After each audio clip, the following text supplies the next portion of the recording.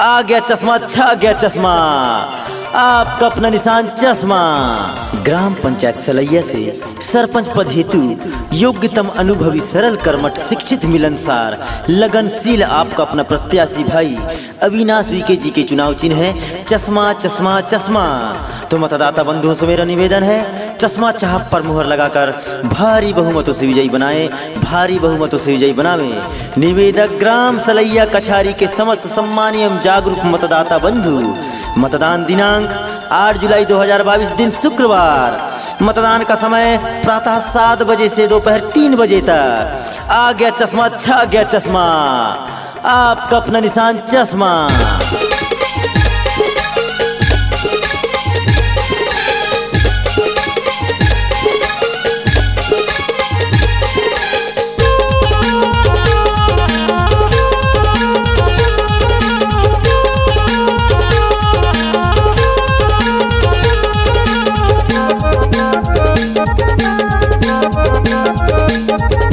मोहर लगैहा हो, मोहर लगैहा दाई दीदी, मोहर लगैहा हो।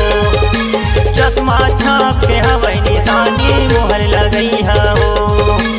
अविनाश के भैया दादा विजय बनैहा हो। मोहर लगैहा हो, मोहर लगैहा दाई दीदी, मोहर लगैहा हो। चश्मा छाप के हवै निशानी, मोहर लगैहा हो। अविनाश के भैया दादा विजय बनैहा हो। सुनो सुनो दाई दीदी भैया भाभी काका काकी मामा मामी और मतदान करैया सब्बो संगी संगवारी मन। ग्राम पंचायत सलैया से सरपंच पद पर हमर भैया अविनाश वीके जी के चुनाव चिन्ह है चश्मा चश्मा चश्मा। तब भूलियो झन संगवारी हो, चश्मा छाप पर मुहर लगाना है और भारी मतों से विजयी बनाना है, भारी मतों से विजयी बनाना है। सरल स्वभाव हवै गा भैया, हवै दुलरुआ बेटा, भैया हवै दुलरुआ बेटा।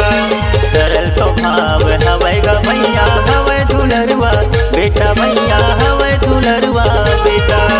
दाई दीदी बहनी भाटो, दाई दीदी बहनी भाटो, सुनैया ओकर पुकार भैया मोहर लगैहा हो। चश्मा छाप के हवै निशानी, मोहर लगैहा हो। अविनाश के भैया दीदी विजय बनैहा हो। मोहर लगैहा हो, मोहर लगैहा दाई दीदी, मोहर लगैहा हो। चश्मा छाप के हवै निशानी, मोहर लगैहा हो। अविनाश के भैया दादा विजय बनैहा हो। सुनो सुनो दाई दीदी भैया भाभी काका काकी मामा मामी और मतदान करैया सब्बो संगी संगवारी मन।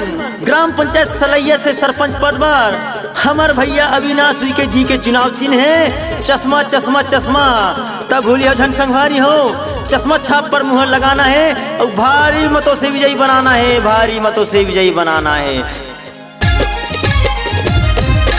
गाँव देहात के हवै रहैया, सुन लो खरगोहार भैया, सुन लो खरगोहार। गाँव देहात के हवै रहैया, सुन लो खरगोहार भैया, सुन लो खरगोहार। दाई दीदी बहनी भाटो, दाई दीदी बहनी भाटो, सुनैया ओकर पुकार भैया मोहर लगैहा हो। चश्मा छाप के हवै निशानी, मोहर लगैहा हो। अविनाश के भैया दीदी विजय बनैहा हो। मोहर लगैहा हो, मोहर लगैहा दाई दीदी, मोहर लगैहा हो। चश्मा छाप के हवै निशानी, मोहर लगैहा हो। अविनाश के भैया दादा विजय बनैहा हो। चश्मा छाप के हवै निशानी, मोहर लगैहा हो। अविनाश के भैया दादा विजय बनैहा हो। चश्मा छाप के हवै निशानी, मोहर लगैहा हो। अविनाश के भैया दादा विजय बनैहा हो।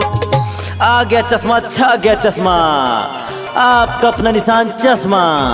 ग्राम पंचायत सलैया से सरपंच पद हेतु योग्यतम अनुभवी सरल कर्मठ शिक्षित मिलनसार लगनशील आपका अपना प्रत्याशी भाई अविनाश विके जी के चुनाव चिन्ह है चश्मा चश्मा चश्मा। तो मतदाता बंधुओं से मेरा निवेदन है, चश्मा चाप पर मुहर लगाकर भारी बहुमतों से विजयी बनाए, भारी बहुमतों से विजयी बनावे। निवेदक ग्राम सलैया कछारी के समस्त सम्मानीय एवं जागरूक मतदाता बंधु। मतदान दिनांक 8 जुलाई 2022 दिन शुक्रवार। मतदान का समय प्रातः 7 बजे से दोपहर 3 बजे तक। आ गया चश्मा, छा गया चश्मा, आपका अपना निशान चश्मा।